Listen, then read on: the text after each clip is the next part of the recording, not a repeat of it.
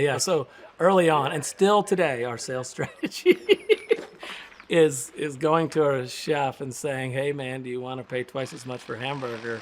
And it creates a response, right? You know they're gonna look at you and be like, "Tell me more."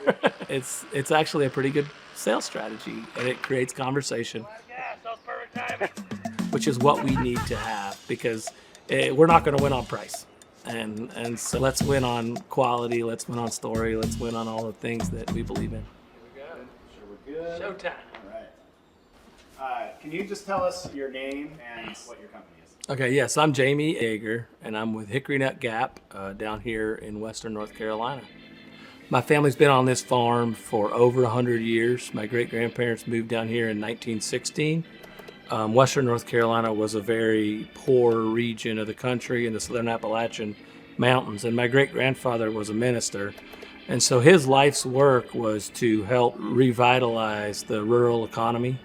So we're a century farm here, and I'm fourth generation.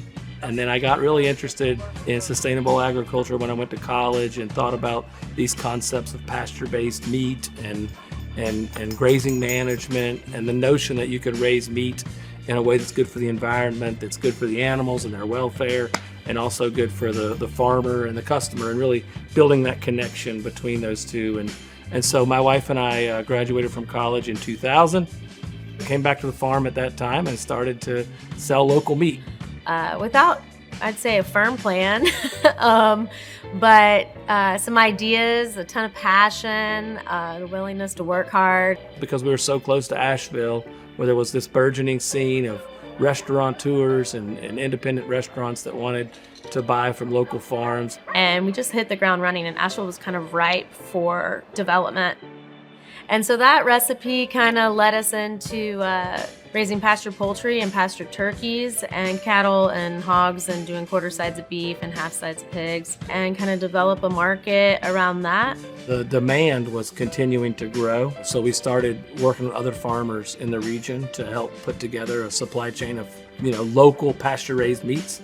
If we can really help change agriculture and move it in a direction that's more connected to consumers and more focused on a holistic framework, then that's what we were excited to be able to do.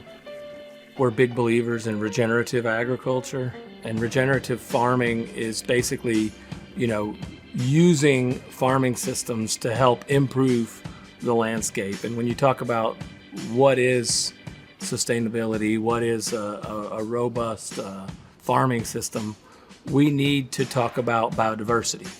Right, the more biodiversity we have in an ecosystem, the more resilience we have.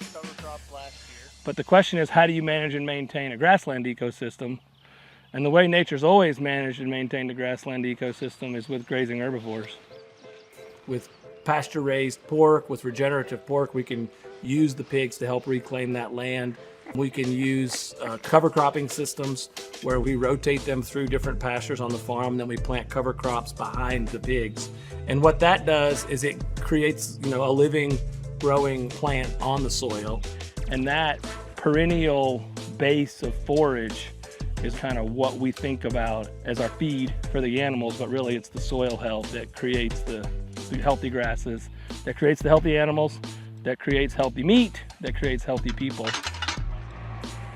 These pigs are always outside, always on grass, in the woods, something like that. And from a welfare standpoint, we like to call letting the pig be a pig and do what pigs do, which is root around in the soil and really let them express their natural instincts.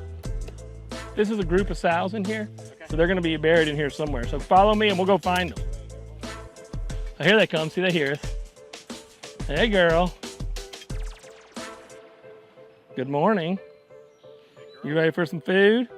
I didn't understand it, living in the suburbs. I didn't really understand necessarily like where my food came from or how it was grown or what that relationship with the land and what it took to get food from the ground to, my plate. Now, consumers, appropriately so, are asking harder questions about the humane treatment of animals, about the environmental impact of our farming systems. And so a rebalancing of our systems is in order. And so what does that look like? Because every ecosystem is unique. But that's why we need good farmers on the land who think artisanally, who understand their land, who understand their ecosystem, and can grow the food well. And to me, that's where, like, the FreshDirect, we have a huge opportunity to promote agriculture and to promote jobs in rural America and really recreate that connection between urban people and rural people around a sense of, like, let's partner up and do this right. FreshDirect historically bought the whole carcass and sold it through their site. They've been a great partner for Hickory Nut Gap. And, you know, one reason that we love FreshDirect is that when the pandemic hit, they were so eager to jump in and help us, because most of our pork was going into food service and restaurants. And when all those restaurants shut down, FreshDirect stepped up and bought pretty much all of our pork supply. And we have a lot of partner farms, and it would have been really devastating if they didn't have a place to go with their hogs. And so FreshDirect was just instrumental in keeping that partnerships going for us. Pasture-raised pork is a way to eat meat that has integrity.